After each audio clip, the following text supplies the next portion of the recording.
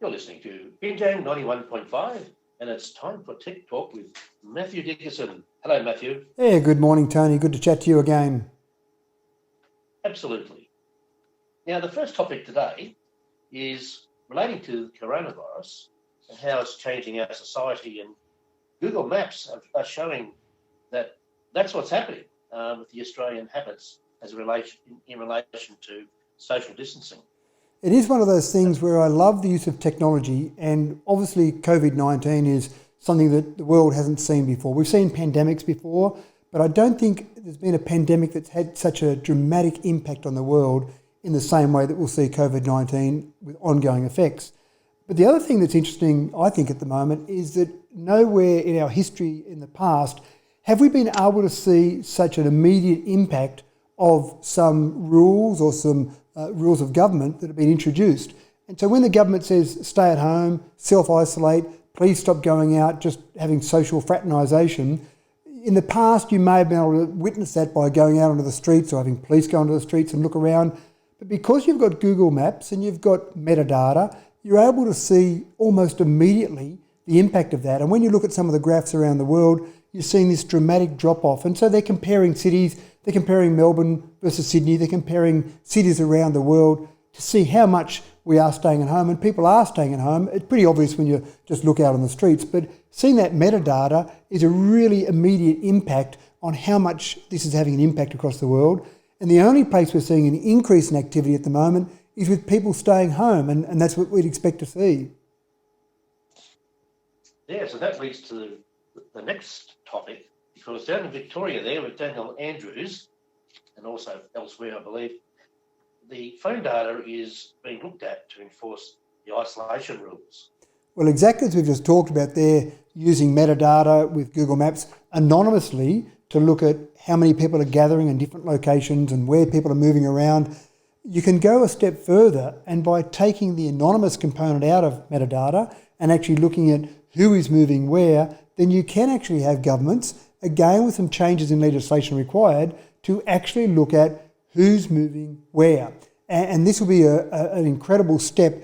There'll be some privacy advocates who will be saying that this is going a step too far. But if it saves lives, I think most people will be comfortable, may not be the right word, but prepared to accept it on a temporary basis to say, let's track those people that are moving around unnecessarily and potentially spreading the coronavirus. And so you can start to look at that information, start to look at individuals' phone data to see who's moving around. Now, if you're really convinced that you want to move around and trick the law, you'd leave your phone at home. But let's face it, who's going to leave their phone at home? I don't think anyone could actually possibly come to grips with leaving their phone at home and moving around. So we might start to see some of that phone data used to not just track people, track where viruses are being moved, but actually find people for moving around where they shouldn't be. Yes, that could be a good move, couldn't it?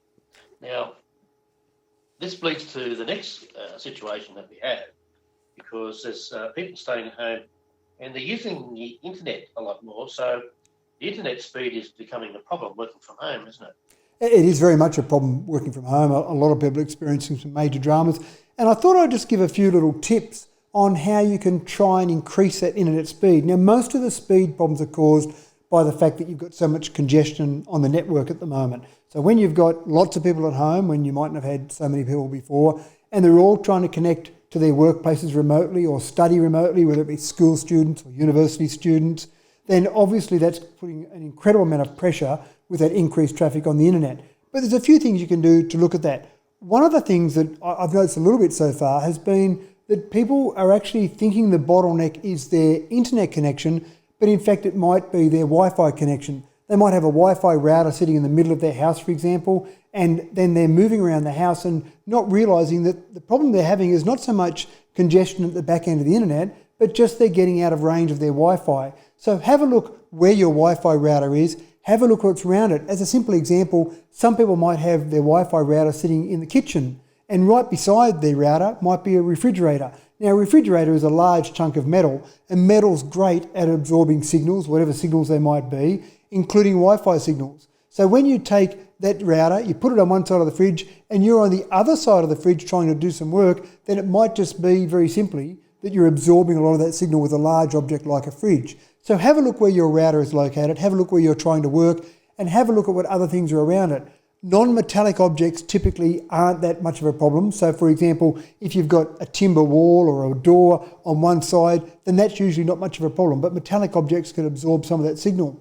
The other thing that's really important at the moment, it's important most of the time anyway, but really important right now is to make sure that you've got your computers free of viruses, free of malware, because obviously they can have a major impact on your computer and your computer network and potentially your bank balance as well. But if you've got some viruses or malware on any computers in your environment, in your house, for example, at the moment, and then they will create their own internet traffic that you're not even aware of sitting in the background. So you might be telling the kids to get off Netflix, you might be trying to do some work, try and do some video conferencing, but unbeknownst to yourself and everyone else in the house, the traffic that's being used is not by any of the individual users, but by some malware on your actual computers, and that's chewing up some of your data. The other thing is just looking at your plans and see if there's any way you can do some speed boosts on some of those plans with whoever your internet provider might be. But basically making sure that you're getting the maximum speed just by doing a few little things can make your work at home for experience, and let's face it, we don't know how long this is going to be, the situation, can make that experience just that little bit better. Now, the next topic, Matthew, I think is unbelievable, if not ridiculous. There's possible arson attacks of hitting mobile phone towers because people are thinking that 5G has a link to COVID-19. Of course, we're talking about 5G towers, I understand it, and this is in Russia. I think perhaps their education system might be failing them. Well, it's happening in Russia. It's actually happening in the UK as well. There's various hotspots around the world, where people are thinking that, oh no, 5G, we've finally worked out that the evil 5G is causing COVID-19 to be spread around the world. And somehow, some people in terms of their conspiracy theories or wanting to gain some notoriety for themselves are spreading the story that 5G is the method of transmission for the coronavirus. Now, obviously you and I, Tony, know that's absolutely ridiculous. We're talking about two completely different mechanisms. An electromagnetic wave can't carry a virus, a medical virus. We all know, or most of us anyway, Tony, know that the virus is spread by human contact, by not washing our hands, by sneezing or coughing or breathing on other people. It's close contact and touching objects. But there's some people out there spreading these stories. And so what's happening is people are actually going and attacking what they think are 5G towers. Now, it might be really important for people to have telecommunications at the moment. If, for example, someone in your household you suspect might have the coronavirus, then you might be trying to contact medical services, emergency services to come and try and pick them up. There might be reasons you need to have that communication, but unfortunately people are attacking these towers hoping in some vain way that this will stop the spread of coronavirus.